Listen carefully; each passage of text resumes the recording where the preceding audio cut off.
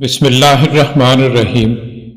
شروع اللہ کے نام سے جو بڑا مہربان اور نہایت رحم فرمانے والا ہے۔ اگر آپ کوئی چیز حاصل کرتے رہے ہیں اور اب نتیجہ اداسی ہے تو پھر وہ چیز دینا شروع کر دو، پھر اداسی ختم ہونے لگے گی۔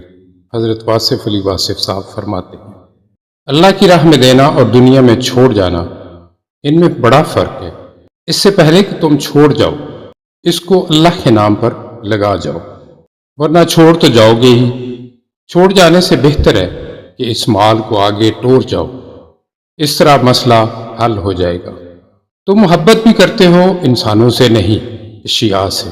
تمہیں کثرت عزیز ہے، تم آلائش سے، آرائش سے، زیبائش سے اور نمائش سے محبت کرتے ہو۔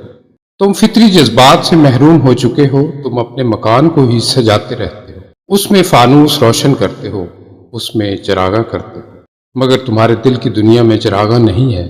مکان جگمگا رہے ہیں اور دل بجھے ہوئے۔ باہر کا چراغاں دل کا اندھیرا دور نہیں کر سکتا۔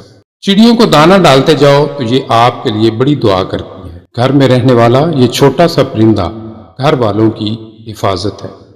جن دنوں میں چڑیا گھروں میں بولنا بند کر دے گی تو گھروں میں عافیت ختم ہو جائے گی، تو ان کے لیے جگہ بنا دیا کرو اور تھوڑا سا دانہ ڈال دیا کرو، روز وہ خود بخود ہی آ جائیں گی۔ آپ نے دیکھا ہوگا فقیروں کے گنبد پر کبوتر ضرور آ جایا کرتے ہیں، یہ عافیت کی نشانی ہے۔ بندہ بہتر ہو جائے تو واقعات بہتر ہو جاتے ہیں اور حالات بہتر ہو جاتے ہیں۔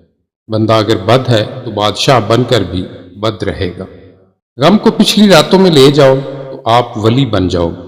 وہ ذات اتنی شفیق ہے، آپ کو روتا دیکھ نہیں سکتی۔ کیا میں نفس مطمئنہ کے بارے میں کچھ پوچھ لوں؟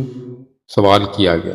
جواب: آپ ایک بات یاد رکھنا کہ اگر کبھی اللہ کریم کی طرف سے آپ کو دنیا کا 2 دن کے لیے با اختیار بنا دیا جائے، ہیڈ بنا دیا جائے کہ جو چاہے کرو، تو 2 دن کے بعد اللہ تعالیٰ کی کائنات کو جوں کا توں واپس کر دینا، اس کو نفس مطمئنہ کہتے ہیں۔